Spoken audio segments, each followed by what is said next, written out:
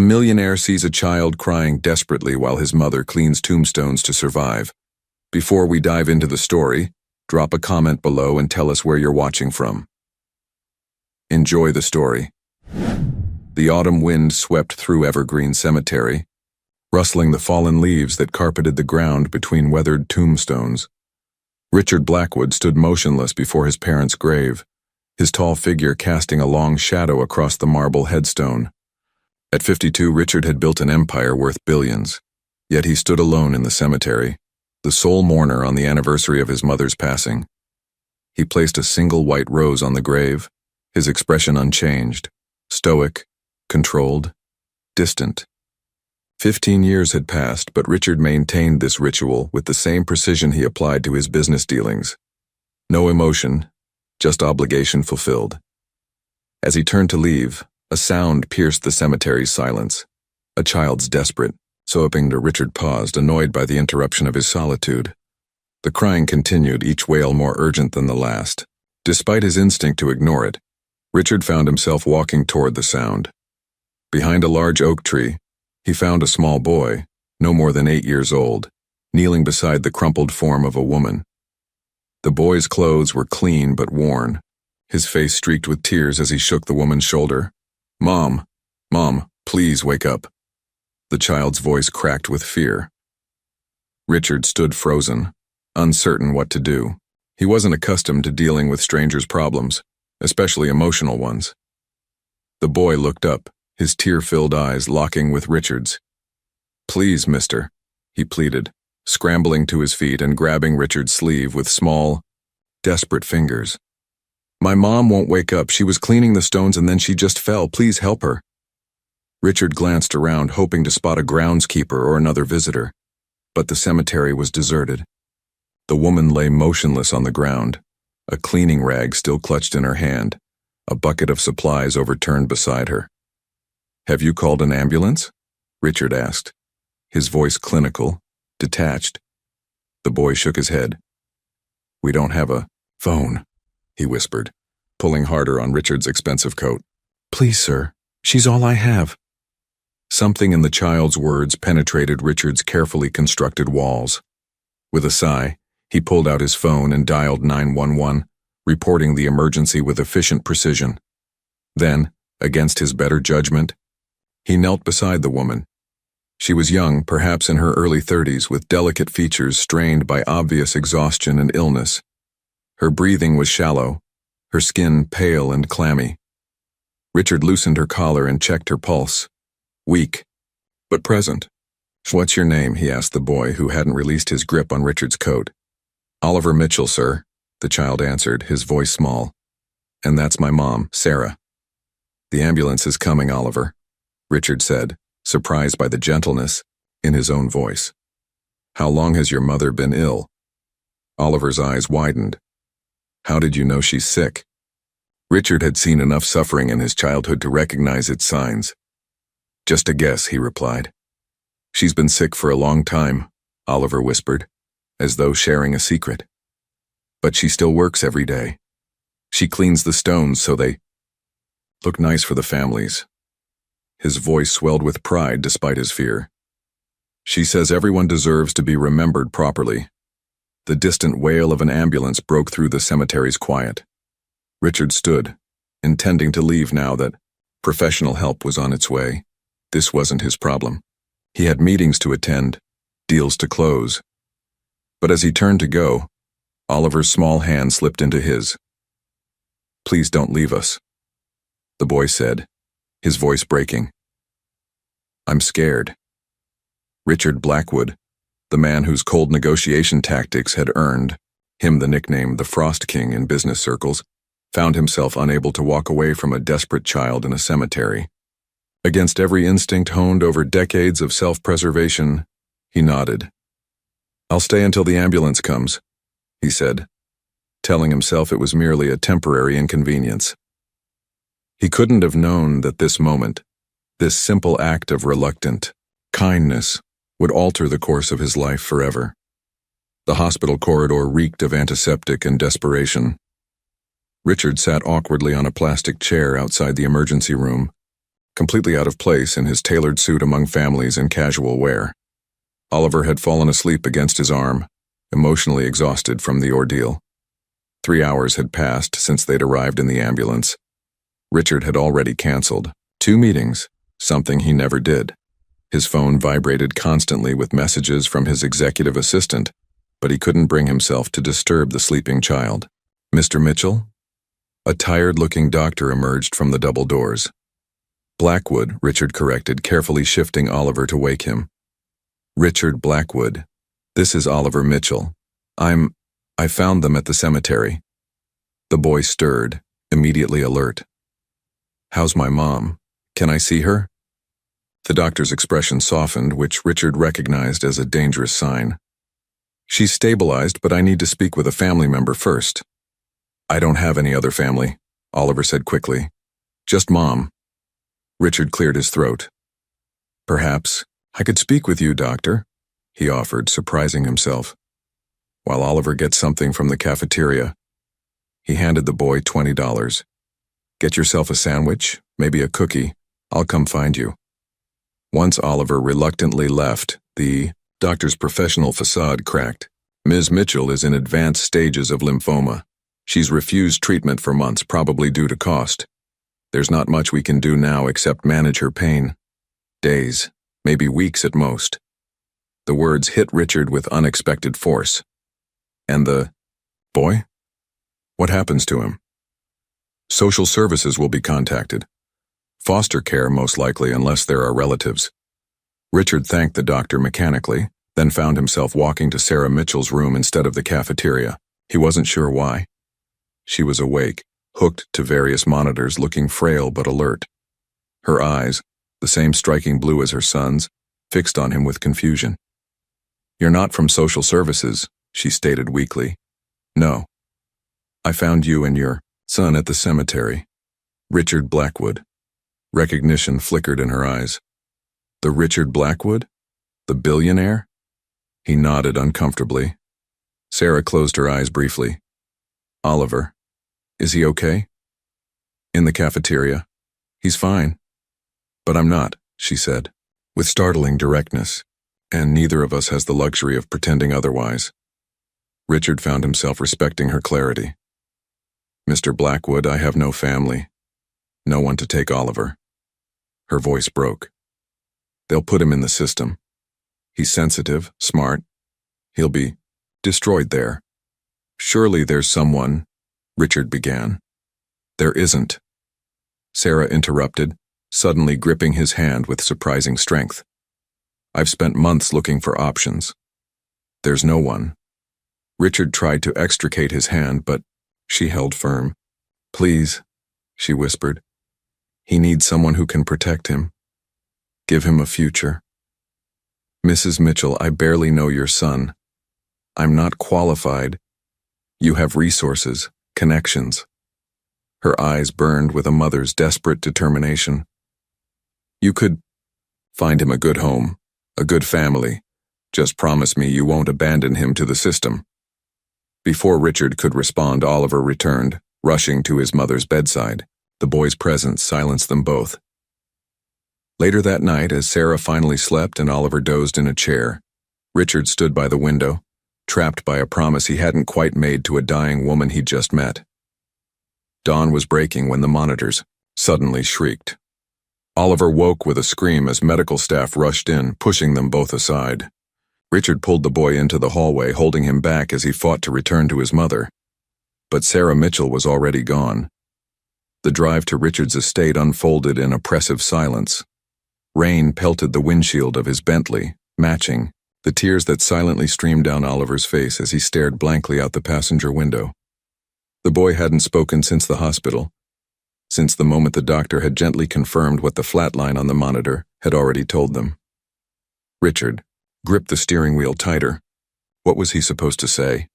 What words could possibly matter to a child who had just lost everything? He'd spent decades building walls around himself, perfecting the art of emotional distance. Now those same walls prevented him from reaching the grieving boy beside him.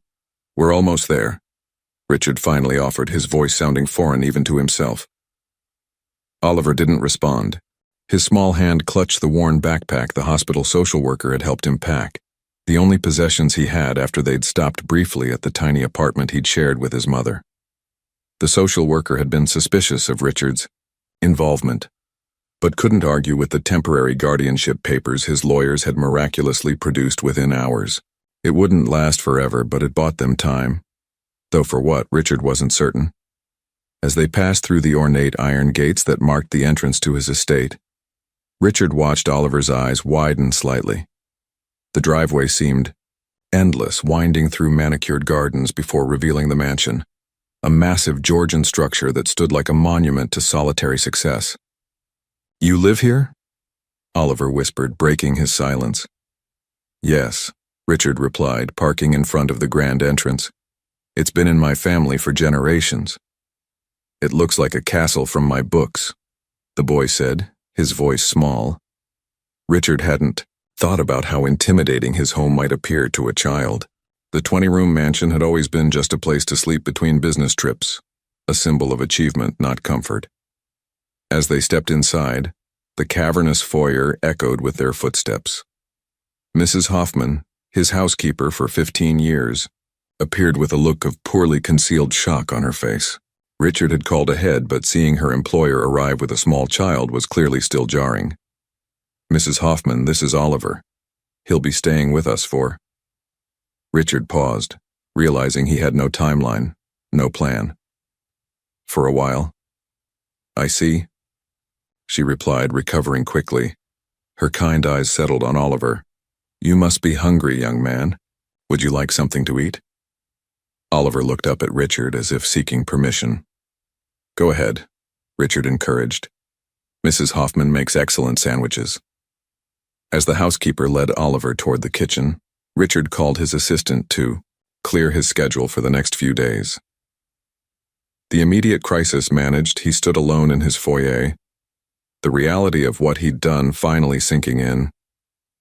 He, Richard Blackwood, had brought a child, a complete stranger, into his home, his life. A child who needed comfort, guidance, and stability, all things Richard doubted his ability to provide. What had possessed him to make such an impulsive decision? He'd built his reputation on calculated risks, not emotional reactions. Yet the memory of Sarah Mitchell's eyes filled with desperate hope as she'd begged him to keep her son safe haunted him. And the way Oliver had looked at him in the hospital corridor, lost, terrified, but somehow trusting, had awakened something long dormant within him. When Richard entered the kitchen, he found Oliver nibbling at a sandwich, his legs dangling from the tall kitchen stool. Mrs. Hoffman was chatting gently, not expecting responses but filling the silence with comforting normality. "I've had the blue room prepared," she informed Richard. "It's closest to yours and gets nice morning light." "Thank you," Richard replied, struck by her efficiency. "Oliver, when you're finished, we'll get you settled." The boy nodded, carefully placing his half-eaten sandwich back on the plate. "I'm not very hungry," he admitted. "May I be excused?" The formal politeness from someone so young caught Richard off guard. It spoke of a child who'd learned to navigate an adult world too early. He led Oliver upstairs to the blue room, a guest suite he couldn't remember ever being used. Despite Mrs. Hoffman's quick preparations, the space felt impersonal, with its antique furniture and muted color scheme. Nothing like a child's room should be. Oliver placed his backpack carefully on the bed, which was so high he'd need to climb to get in. "Is this okay?" Richard asked, suddenly anxious about the accommodations. Oliver nodded solemnly. "It's very nice, thank you." He glanced around, then added hesitantly, "Will you be far away?" The vulnerability in the question made Richard's chest tighten. "No. My room is just down the hall, and Mrs. Hoffman stays in the East Wing if you need anything during the night." "Okay." Oliver sat on the edge of the bed, looking impossibly small against the ornate furniture. "What happens now?" It was the question Richard had been dreading, because he had no answer. What did happen now? Tomorrow they would need to discuss funeral arrangements, contact the school, deal with a mountain of practical matters. But tonight? Now, I think you should try to get some rest, Richard said gently. It's been a long day. Oliver nodded again, but made no move to unpack or prepare for bed. He just sat there, hands folded in his lap, as if waiting for further instructions. Do you need help getting ready for bed? Richard asked awkwardly, realizing he had no idea what an 8-year-old might need. No, sir, I can do it myself. Oliver slid off the bed and unzipped his backpack, removing neatly folded pajamas. My mom taught me. The mention of Sarah made the air heavy again. Richard shifted uncomfortably, backing toward the door. Well then, good night. If you need anything, just come find me. He turned to leave, but Oliver's voice stopped him. Mr. Blackwood? Richard looked back. Yes? Thank you for not leaving me at the hospital. The boy's voice trembled slightly. The lady from social services was scary. Richard felt something crack in his carefully maintained facade. You're welcome, Oliver. Try to sleep now. As he closed the door, Richard leaned against the wall, suddenly exhausted. What had he gotten himself into? He was wholly unprepared for this responsibility, for the weight of a child's trust and grief.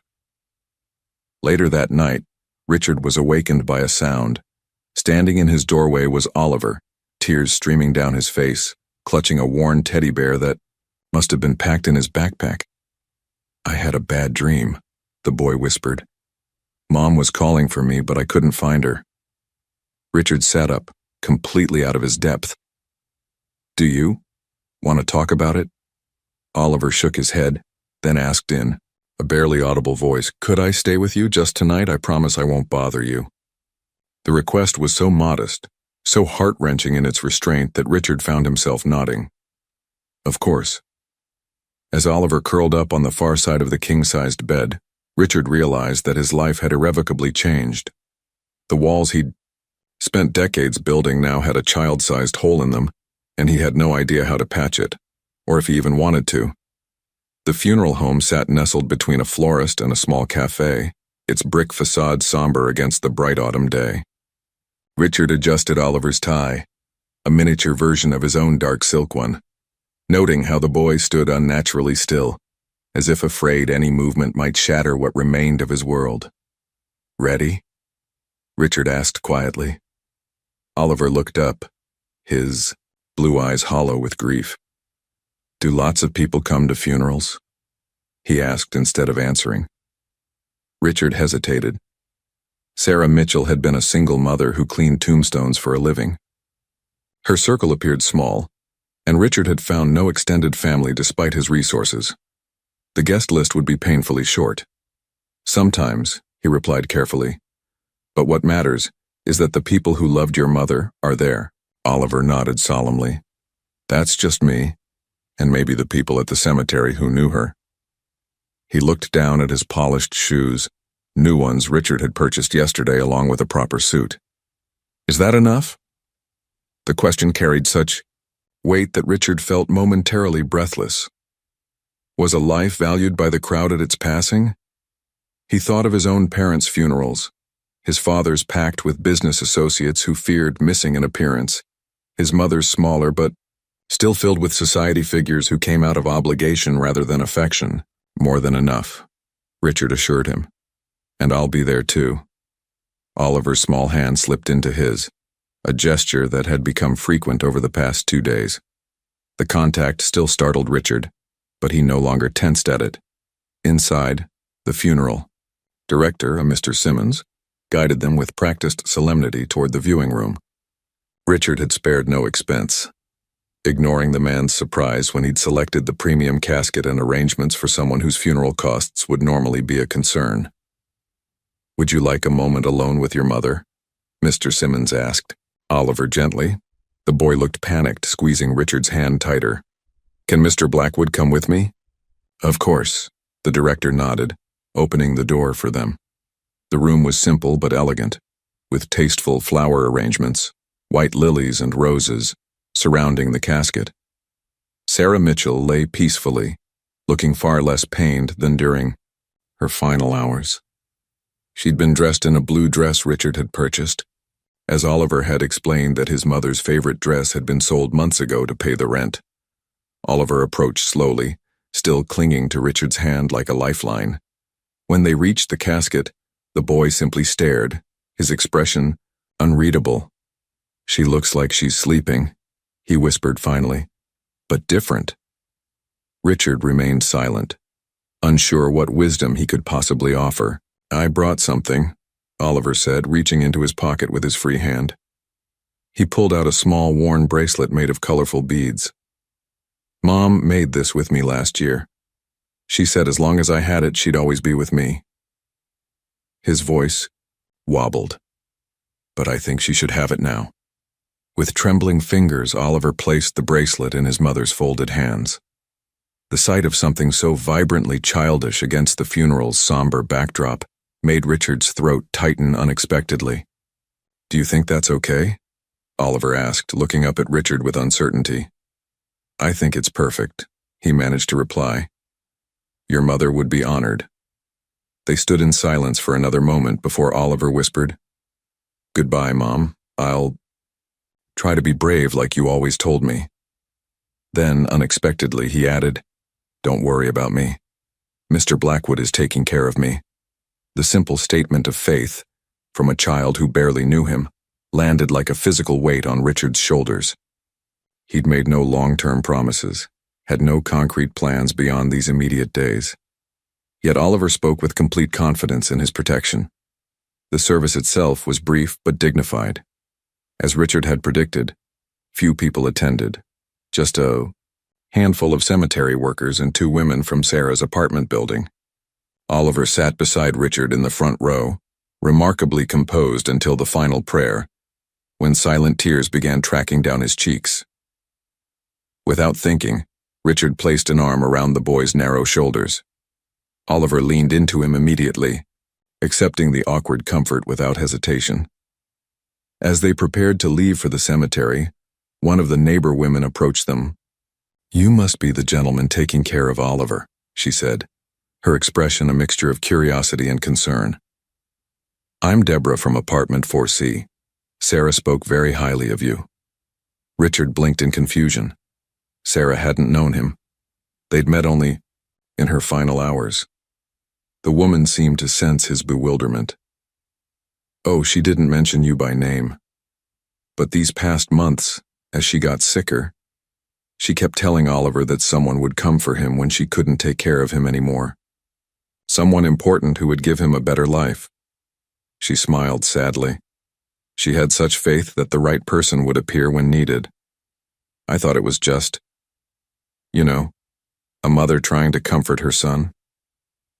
Richard felt a chill run through him. Had Sarah somehow known, or had she simply been desperate enough to believe that salvation would arrive? "I didn't know her well," he admitted. "But you're helping her son," Deborah said. That would have meant everything to her. At the cemetery, Oliver insisted on visiting, the section where his mother had worked. He walked among the headstones, touching them gently. "Mom made them all shine," he explained, a hint of pride cutting through his grief. "She said everybody deserves to be remembered properly." He looked up at Richard. "Can I still come visit these sometimes, to make sure they stay clean?"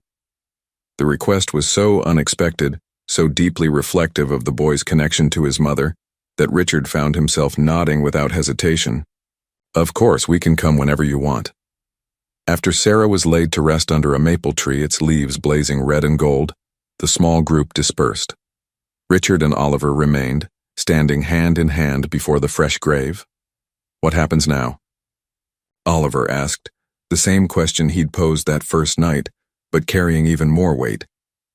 Richard looked down at the boy, this child who had literally grabbed hold of his sleeve and, in doing so, somehow taken hold of something deeper inside him.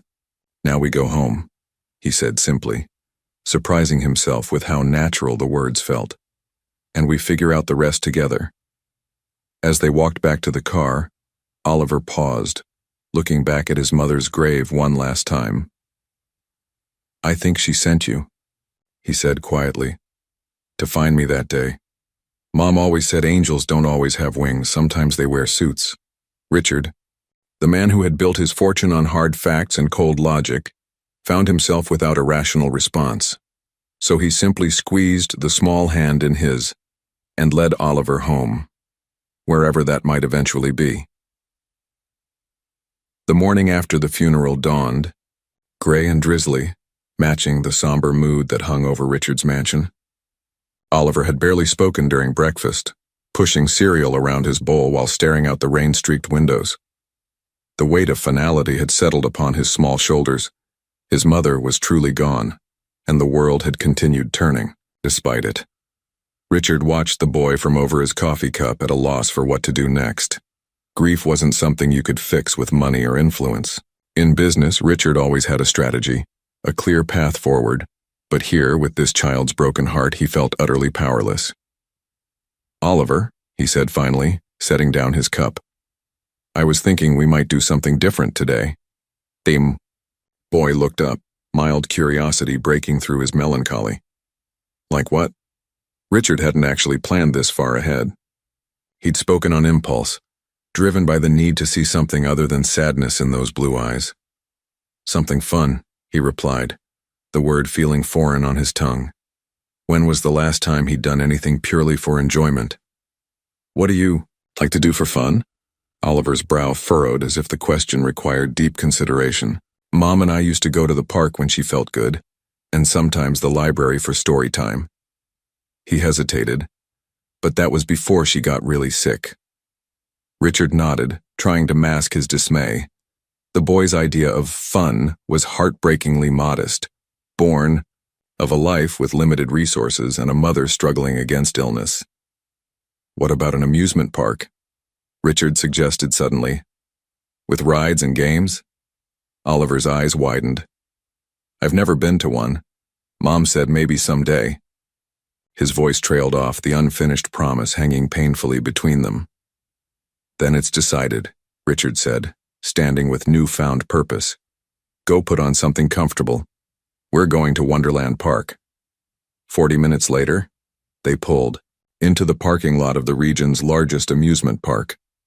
Despite the dreary weather, Oliver pressed his face against the window, marveling at the towering roller coasters and colorful attractions visible beyond the entrance. "It's enormous," he breathed, a spark of genuine excitement in his voice for the first time since Richard had met him. As they approached the ticket booths, Richard bypassed the lines and headed straight for the VIP entrance. The attendant recognized him immediately. "Mr. Blackwood, what a pleasure. We weren't expecting you today." She glanced curiously at Oliver. "My." Richard paused. What was Oliver to him exactly? "My young friend and I would like the full VIP experience today." Inside, the park was a sensory explosion of lights, music, and the mingled scents of cotton, candy, and caramel apples. Oliver walked close to Richard, occasionally reaching for his hand when the crowds thickened. "What would you like to try first?" Richard asked, surveying the attractions. Oliver pointed hesitantly toward the giant Ferris wheel that dominated the park's center. "Could we go on that? You can see everything from up there." They made their way to the Ferris wheel, bypassing the line with their VIP passes. As they settled into the swinging car and began their ascent, Richard noticed Oliver's hands gripping the safety bar with growing intensity. "Are you afraid of heights?" he asked gently. Oliver shook his head, but his knuckles were white. "Not afraid, just, it's so high." "We can ask them to stop it if you're uncomfortable." "No," Oliver said quickly. "I want to see the view from the top."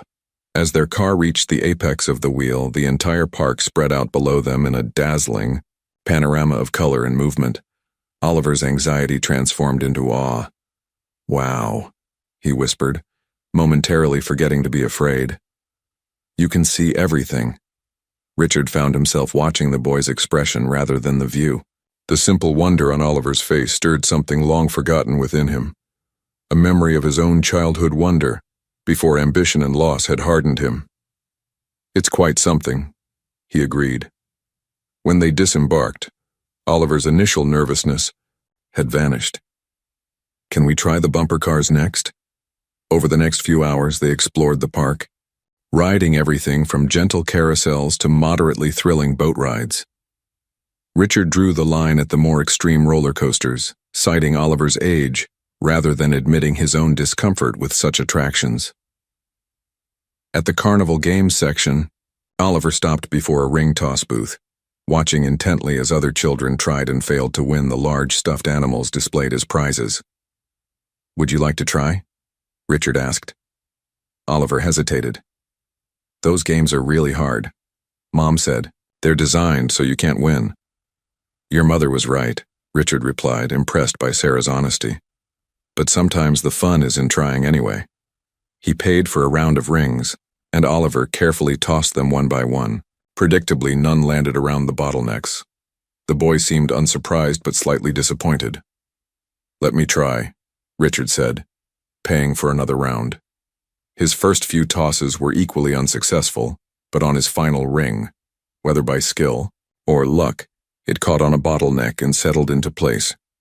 The attendant's surprise was evident as he invited Richard to choose a prize.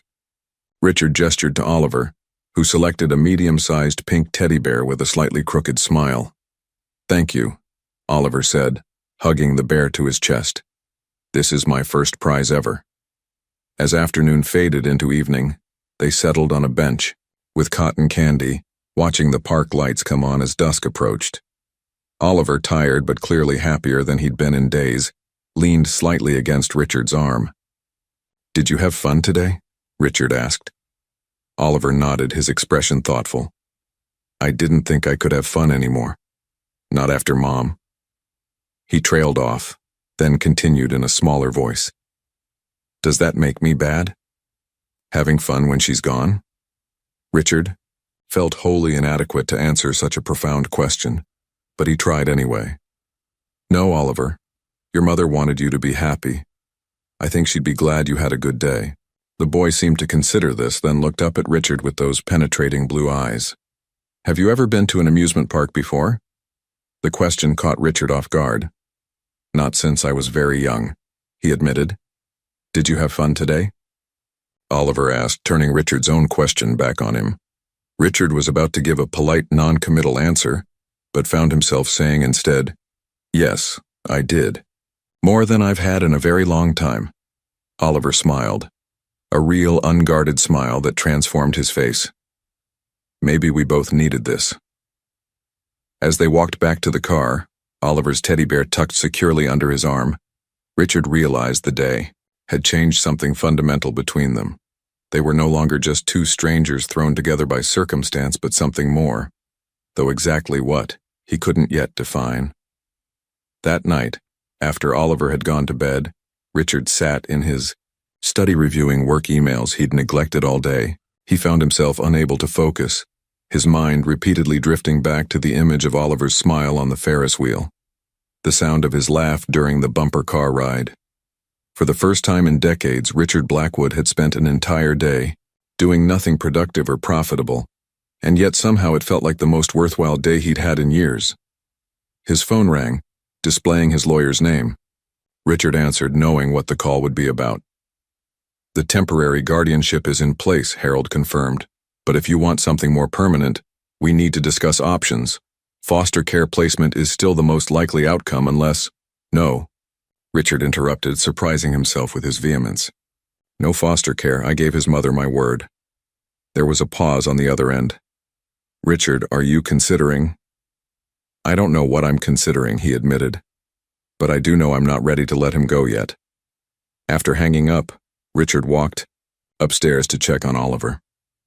The boy was fast asleep, the pink teddy bear clutched to his chest, his face peaceful for the first time since Richard had met him. Something protective and fierce stirred within Richard's chest as he quietly closed the door. Whatever came next, one thing was becoming increasingly clear. Oliver Mitchell had somehow found his way past all of Richard Blackwood's carefully constructed defenses and into a heart he'd long assumed was impenetrable. The harsh ring of the EY's doorbell shattered the peaceful morning atmosphere at Richard's estate. It had been exactly 1 week since Sarah Mitchell's funeral, and a fragile new routine was just beginning to take shape. Oliver was slowly adjusting to life in the mansion, even showing occasional flashes of childlike animation, particularly during their daily visits to the garden. Richard looked up from his newspaper, checking his watch with a frown. He wasn't expecting visitors, and unscheduled interruptions were rare at his closely guarded residence. Mrs. Hoffman appeared in the doorway of the breakfast room, her usually composed face bearing an unmistakable look of concern. "Mr. Blackwood, there are people here to see you. A Mr. Reynolds from Child Protective Services and—" She hesitated. "A man claiming to be Oliver's father." Richard felt a cold weight settle in his stomach. He glanced at Oliver, who was contentedly arranging banana slices into a smiley face on his pancakes, blissfully unaware of the storm brewing in the foyer. "Oliver," Richard said carefully, "why don't you finish your breakfast in the kitchen with Mrs. Hoffman? I need to speak with some visitors." The boy looked up, sensing the tension in Richard's voice. "Is something wrong?" "Nothing for you to worry about," Richard assured him, forcing a smile that felt brittle on his face. "Just some business to attend to."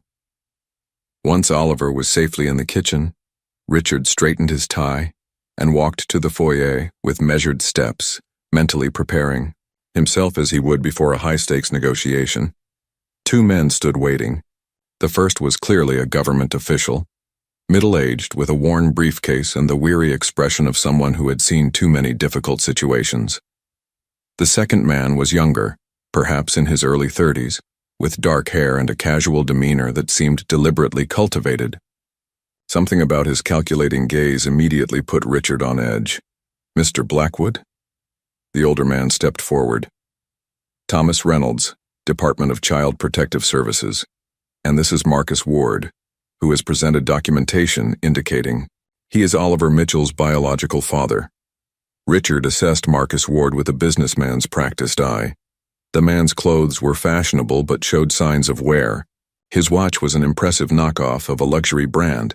His shoes needed polishing. Everything about him screamed of someone trying to appear more successful than he was.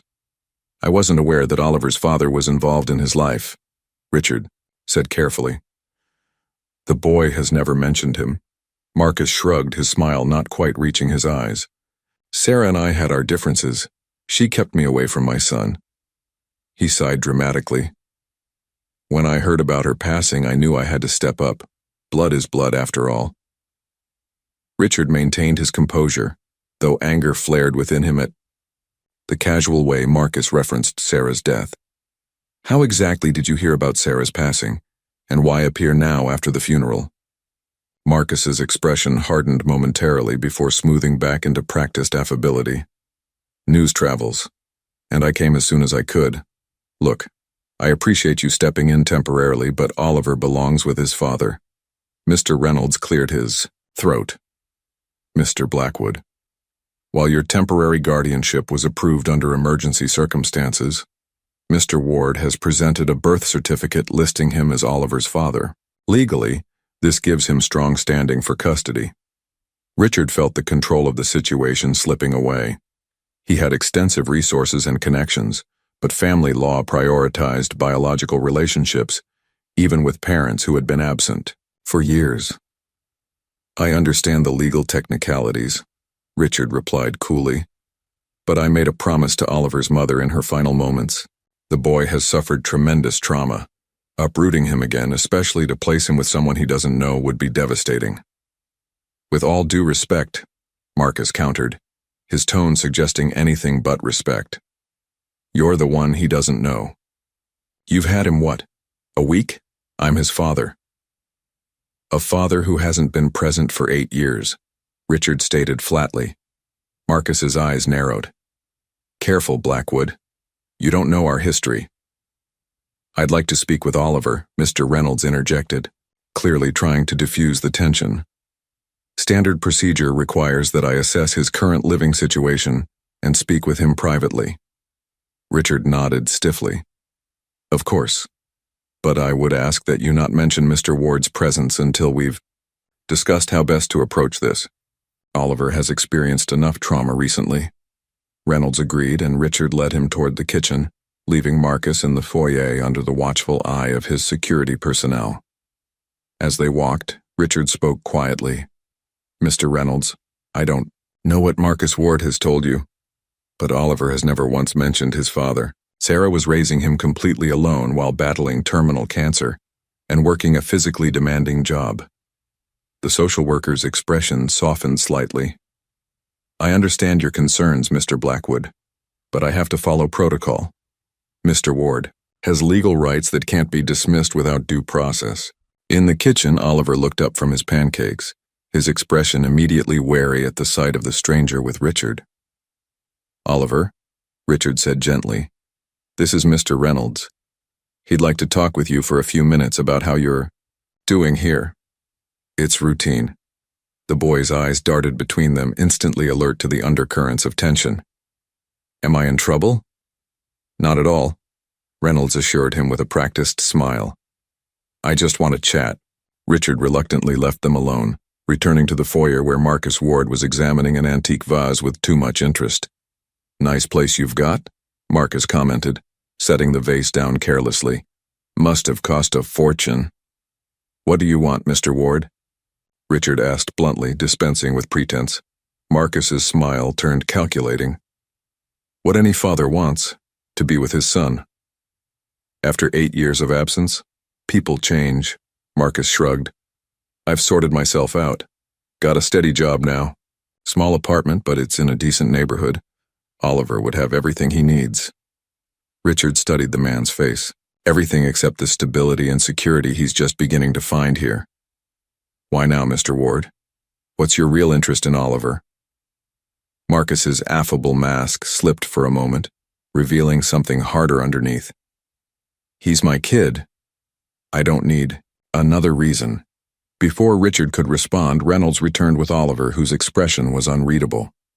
The social worker's professional demeanor couldn't quite hide his concern. Oliver seems to be adjusting well here, Reynolds noted. He speaks very highly of you, Mr. Blackwood. Oliver moved immediately to Richard's side, a gesture that wasn't lost on anyone in the room. Marcus's eyes narrowed slightly as he watched. Mr. Blackwood, Reynolds continued, I'll need to schedule a formal home evaluation, and there will need to be a hearing regarding permanent custody arrangements. Of course, Richard agreed, placing a protective hand on Oliver's shoulder. My lawyers will coordinate with your office. After Reynolds and Marcus finally departed, with the latter promising to see Oliver very soon, Richard found himself facing the boy's questioning gaze. Who was that other man? Oliver asked, his perceptiveness once again catching Richard off guard. The one in the hallway. I saw him. Through the door. Richard hesitated, weighing honesty against protection. His name is Marcus Ward. He says he's your father. Oliver's face drained of color. I don't have a father, he said flatly. Mom always said he left before I was born and never wanted to know us. People sometimes come back into our lives unexpectedly, Richard said carefully. Is he going to take me away? The directness of the question, delivered in Oliver's small, suddenly frightened voice, pierced Richard like a physical pain. No, he answered with more certainty than he truly felt. I promised your mother I would look after you, and I intend to keep that promise. Oliver studied Richard's face intently, as if searching for any sign of hesitation. Finally, he nodded, seeming satisfied. Good, because I don't want to go with him, I want to stay with you. The simple declaration hit Richard with unexpected force. This child, who had known him for barely more than a week, was placing his complete trust in him, a trust Richard wasn't entirely certain he deserved. Yet in that moment, he knew with absolute clarity that he would do whatever it took to honor that trust. Then that's what we'll fight for, Richard promised, realizing as he spoke that for the first time in his adult life, he was preparing to battle for something more valuable than any business deal or financial victory. He was fighting for Oliver. The meeting room at the Family Services building felt oppressively small. Richard sat with perfect posture on an uncomfortable chair, while Oliver fidgeted nervously beside him. Across the table, Marcus Ward lounged with practiced casualness, though his eyes remained sharp and calculating.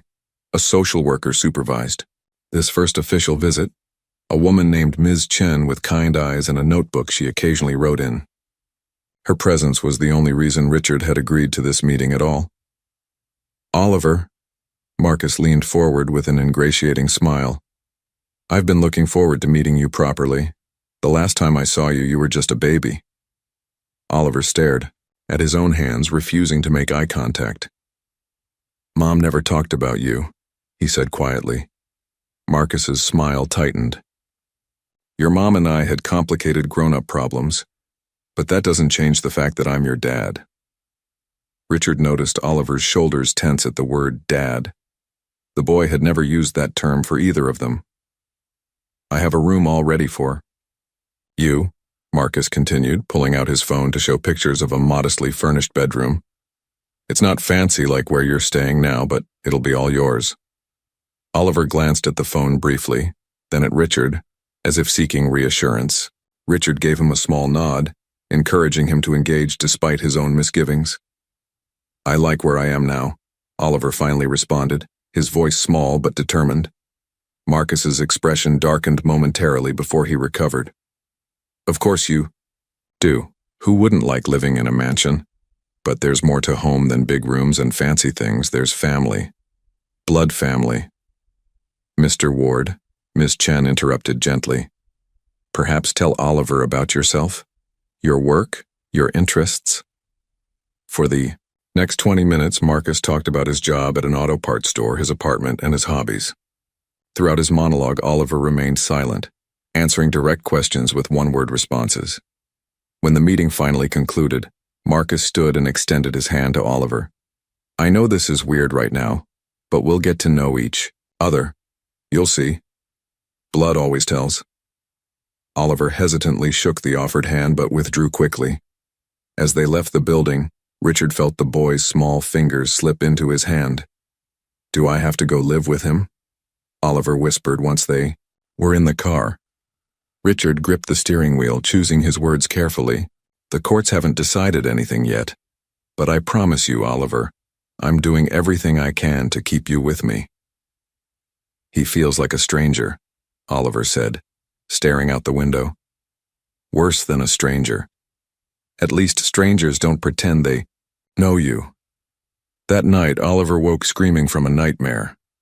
Richard rushed to his room to find him tangled in sheets, tears streaming down his face. He was taking me away. Oliver sobbed as Richard awkwardly comforted him. He was pulling me away from you and you weren't stopping him. Richard held the trembling boy, making a silent vow that would shape all his actions in the coming days. That will never happen, he promised. I won't let anyone take you anywhere you don't want to go. Richard's home office had transformed into a war room.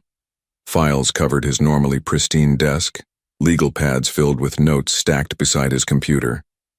For 3 days straight, he'd been working with his legal team, fighting for Oliver with the same ruthless determination that had built his business empire. We need more, Richard insisted, pacing as he spoke to Harold Fraser, his lead attorney. Ward's sudden appearance is too convenient. Nobody goes 8 years without contact, then suddenly develops paternal instincts. Harold nodded, adjusting his glasses. My investigators are digging deeper. So far, we've found sporadic employment, some minor legal issues, parking tickets, one noise complaint, but nothing that would automatically disqualify him from parental rights. Keep looking, Richard urged. There's something off about him. I can feel it. A soft knock interrupted them. Oliver stood in the doorway, hesitant to enter what had clearly become adult territory. Mrs. Hoffman said dinner's ready, he announced, eyes darting curiously over the paperwork. Richard immediately stepped away from the desk. Thank you, Oliver. We'll be right there. After Harold departed, promising updates by morning, Richard found himself alone with Oliver in the dining room. The boy picked at his chicken, unusually quiet even by his standards. Everything okay? Richard asked, recognizing the signs of something weighing on the child's mind. Oliver set down his fork. Am I worth all this trouble? The question hit Richard like a physical blow. What do you mean? You're working all the time now, having meetings, looking worried. Oliver's eyes remained fixed on his plate. It's all because of me. Richard set down his own utensils, turning his full attention to the boy. Oliver, look at me. He waited until those blue eyes reluctantly met his. You are not trouble. You are worth everything I'm doing and more. But your life was easier before me. Easier isn't always better, Richard replied, surprised by how deeply he meant it. Before you arrived, my life was empty in ways I didn't even recognize. Oliver considered this, then asked the question that had clearly been troubling him most. What if he wins? What if the judge makes me go with him? Richard felt his jaw tighten. He wanted to promise victory, to guarantee that no court would ever separate them. But he'd learned long ago that false promises did more harm than hard truths. I can't promise what a judge will decide, he admitted, but I can promise that I will fight with everything I have to keep you safe and where you want to be. And no matter what happens, you will never be alone again.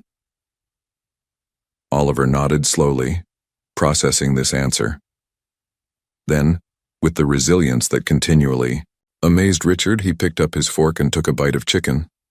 I think we should get a dog, he announced, changing subjects with childlike abruptness. Richard blinked at the non sequitur. A dog? Yeah, a big one that can sleep on my bed. Oliver's eyes held a glimmer of their old sparkle. Every kid should have a dog. For the first time in days, Richard laughed, a genuine, unguarded sound that seemed to lighten the atmosphere immediately. Let's deal with one thing at a time, he said, but didn't outright refuse, recognizing the request for what it was. Oliver's way of saying he planned to stay. Later, after tucking Oliver in, a ritual that had developed naturally between them, Richard returned to his office newly energized. He wasn't just fighting against Marcus Ward now. He was fighting for the future Oliver deserved, one that increasingly Richard couldn't imagine without himself in it. Richard's hands gripped the newspaper so tightly that the pages crumpled. The headline glared back at him. Billionaire blocks father from reuniting with son. Beneath it was a sympathetic profile of Marcus Ward, portrayed as a humble working man fighting against Richard's wealth and influence to reconnect with his child. Damn it, Richard muttered, tossing the paper aside as Harold entered his office. See, you've seen the morning news, his lawyer said grimly. It's not just the Chronicle. Ward's given interviews to 3 different outlets. Richard's jaw tightened. He's playing the underdog card. Effectively, Harold agreed. The court of public opinion loves a David versus Goliath story, and right, now you're being cast as Goliath. Before Richard could respond, Mrs. Hoffman appeared at the door, concern etched on her face. Mr. Blackwood, Oliver's school just called. There's been an incident. Richard was on his feet instantly. What happened? Is he hurt? No, sir. Some of the children were showing him the newspaper article. He became upset and locked himself in the bathroom.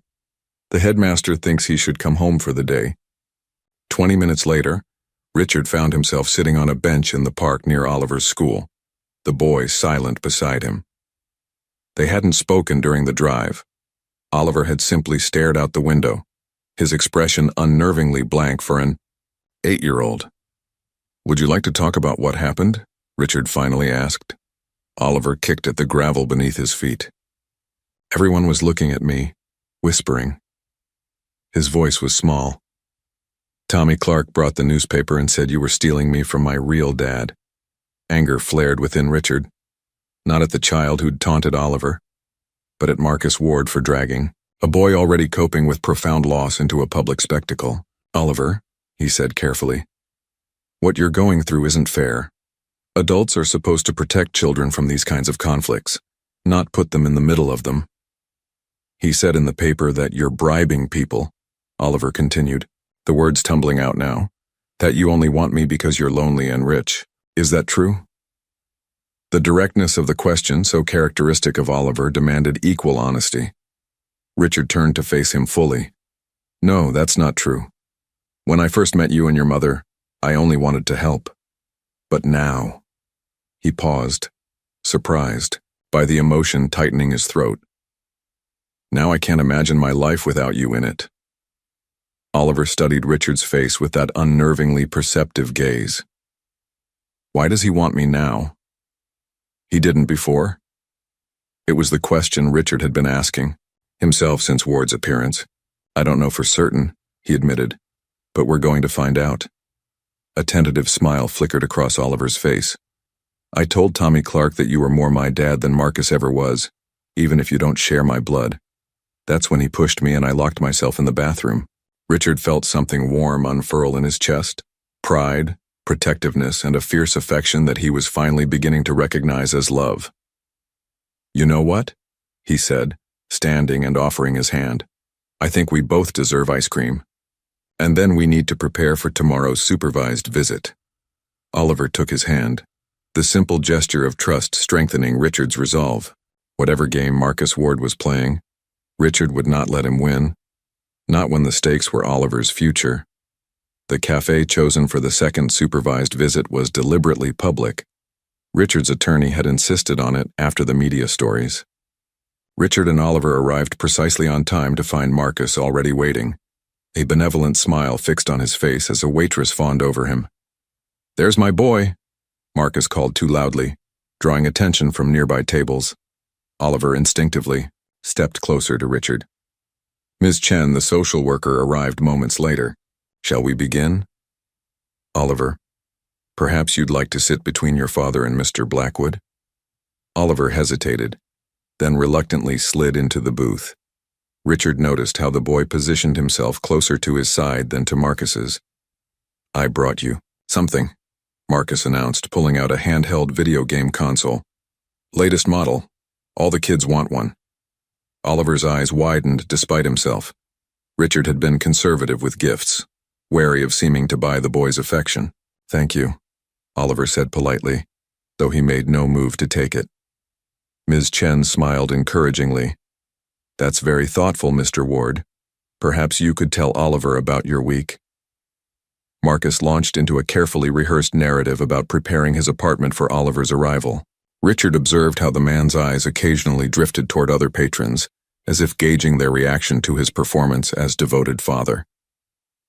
Halfway through the visit, Marcus excused himself to the restroom. The moment he was gone, Oliver relaxed visibly. You're doing great, Richard murmured. Just a little longer. When Marcus returned, his expression had shifted subtly. He leaned across the table toward Richard.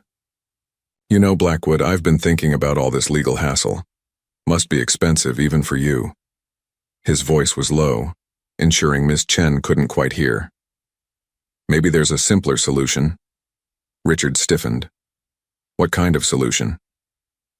Financial. Arrangements can be made, Marcus suggested with a meaningful look. For the right consideration, I might remember some prior commitments that would make fatherhood impractical. And there it was, the confirmation of Richard's suspicions, brazenly stated. Marcus Ward had no interest in Oliver beyond his potential monetary value. Richard maintained his composure, aware of Oliver watching intently beside him. I think this conversation should continue between our attorneys, Mr. Ward. Marcus's smile turned cold. Sure thing, Rich. But remember, blood counts for a lot in court. As they left the cafe, Richard felt Oliver's hand slip into his. He doesn't really want me, does he? The boy asked quietly as they walked to the car. Richard stopped, kneeling to meet Oliver's eyes. No, I don't think he does. But that doesn't reflect on you, Oliver. It reflects on him. Oliver nodded, his expression far too solemn for his age. I knew it. Mom always said he only came around when he wanted something. Richard felt a chill. Your mother knew him recently? I thought he left before you were born. He came to our apartment once, maybe 6 months ago. Mom made me hide in the closet. They argued about money. This was new information, crucial information. Richard carefully asked, Did you tell Miss Chen about this? Oliver shook his head. I didn't think it mattered. Should I have? Richard gently squeezed the boy's shoulders. Oliver, it matters very much. And I think it's time we find out exactly what Marcus Ward has been hiding. Richard's legal team worked through the night after Oliver's revelation. By morning, Harold arrived at the mansion with a thick folder and a triumphant expression. We found Deborah Williams, Sarah's neighbor who spoke to you at the funeral. She's willing to testify that Marcus repeatedly harassed Sarah for money, especially after her diagnosis. Richard, who had barely slept, leaned forward. Is it enough? Combined with Oliver's testimony about hiding in the closet, it changes everything. Harold pulled out several documents. We also uncovered 3 outstanding warrants for unpaid child support in 2 different states. Apparently, Oliver isn't his only abandoned child. Richard felt a surge of cautious hope. Can we expedite the hearing? Already done. Judge Carson agreed to see us tomorrow morning. She was particularly interested when we mentioned Marcus's apparent pattern of behavior. Later that afternoon, Richard found Oliver in the garden, carefully watering the roses Mrs. Hoffman had helped him plant. They're growing, the boy announced proudly. Richard smiled, seeing beyond the tiny plants to what Oliver was really cultivating. Roots, permanence, a future here. Oliver, tomorrow we're going to court. The judge wants to hear about when Marcus came to your apartment. Fear flickered across the boy's face. Will he be there? Yes, but you'll be safe, I promise. Just tell the truth. Oliver set down his watering can, his expression suddenly resolute. I will. Mom always said the truth is strongest. That night, as Richard checked on Oliver before bed, he found the boy sitting up, clutching his teddy bear. What if tomorrow doesn't work? Oliver asked softly. Richard sat on the edge of the bed. Then we try something else. I'm not giving up, Oliver. Not ever. The boy nodded slowly, then asked the question Richard had been waiting for. If we win, can I stay with you? Forever? Yes, Richard answered without hesitation. That's exactly what I want too. The courtroom felt cavernous, its high ceilings and wooden panels intimidating even to Richard, who was no stranger to high-stakes environments. Oliver sat beside him, small feet dangling from the chair, his blue blazer and tie making him look like a miniature businessman. Judge Carson, a stern-faced woman with silver-streaked hair, reviewed documents while the attorneys made their final preparations. Across the aisle, Marcus slouched in his seat, his previous confidence notably diminished after learning about the witnesses lined up against him. All rise, announced the bailiff as proceedings began. The testimonies unfolded methodically. Deborah, Williams described Marcus's aggressive visits to Sarah's apartment, his demands for money, and how Sarah had feared him. Financial records showed a consistent pattern of exploitation. Then came Oliver's turn. Richard squeezed his shoulder encouragingly as the boy approached the witness stand. Despite his obvious nervousness, Oliver's voice remained steady as he described hiding in the closet, hearing Marcus demand money from his sick mother. He said since she was dying anyway, she should give him what she had. Oliver testified, his simple honesty devastating in its impact. Mom was crying. She said she needed it for my future. Marcus's attorney attempted to suggest Oliver was coached, but the boy's unwavering gaze and consistent answers quickly dispelled this notion. When Marcus took the stand, his carefully constructed facade crumbled under cross-examination. Confronted with evidence of his other abandoned children and unpaid support, he lost his temper.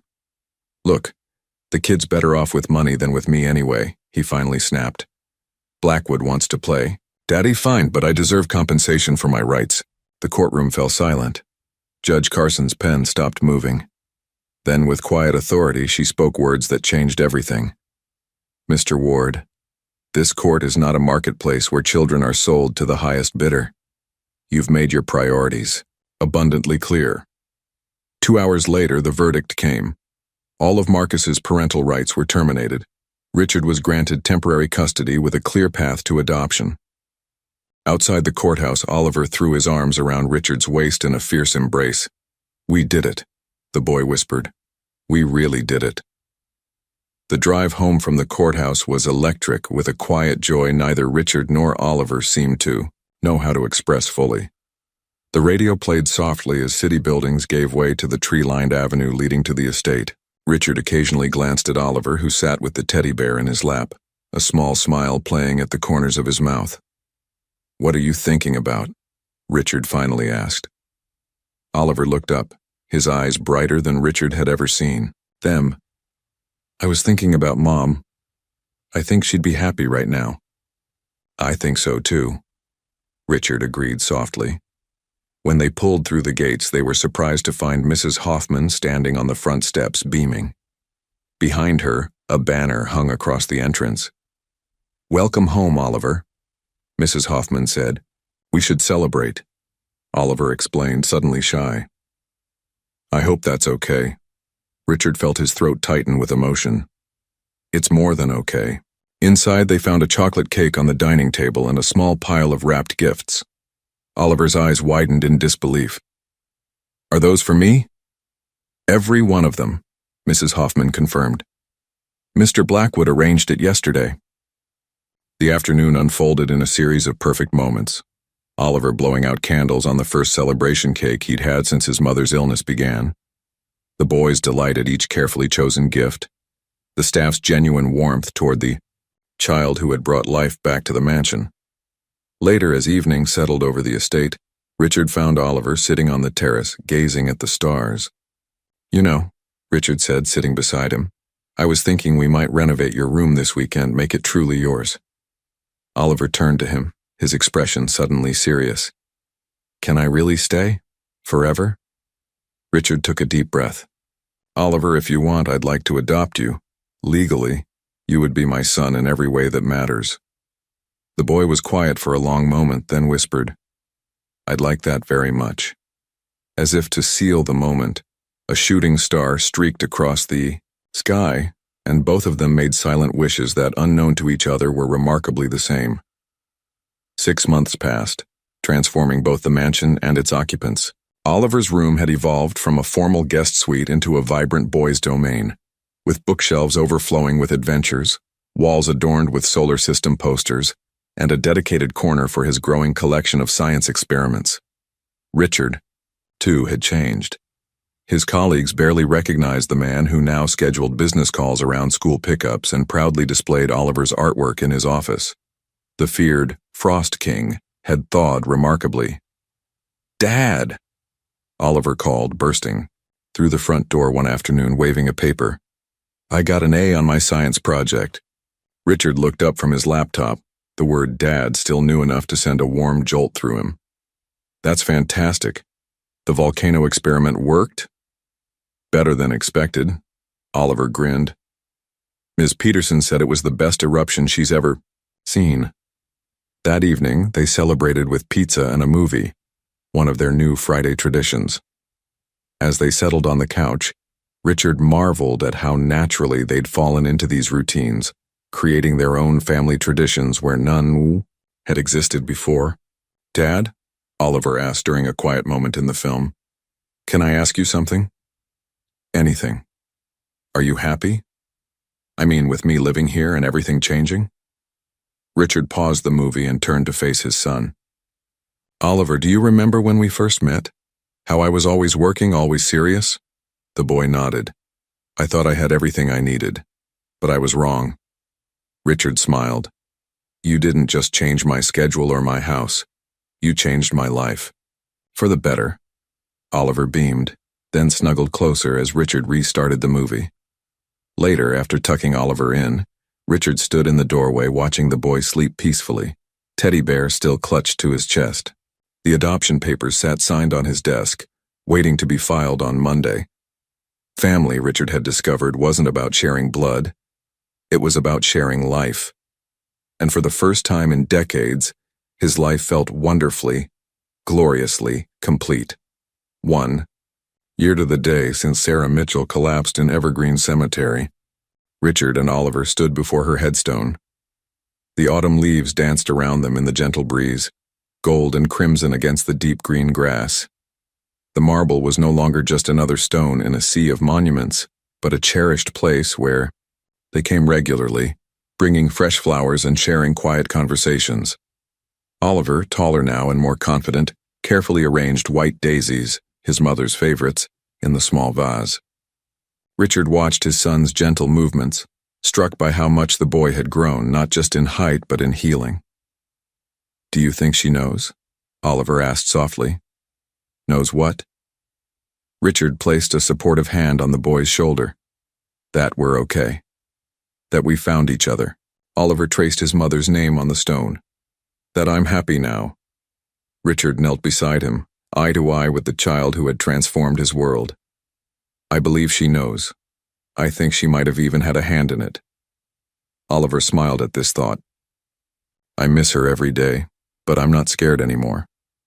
They stood together in comfortable silence until Oliver reached into his pocket and pulled out a small, smooth stone.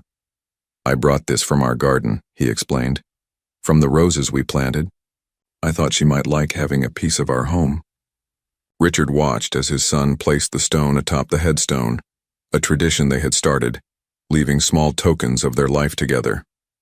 After a final moment of reflection, they turned to walk back to the car. Oliver's hand slipped naturally into Richard's, a gesture that had once been born of desperation but was now simply connection. Dad? Oliver said as they walked through the dappled sunlight beneath the cemetery's ancient trees. Thank you for finding me that day. Richard tightened his grip on his son's hand, emotion making his voice rough. No, Oliver. Thank you for finding me.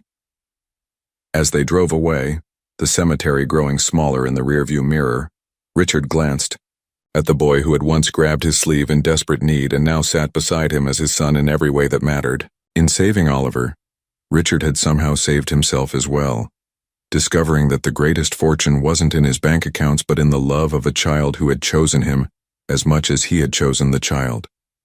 Some might call it chance. That meeting, in a cemetery a year ago.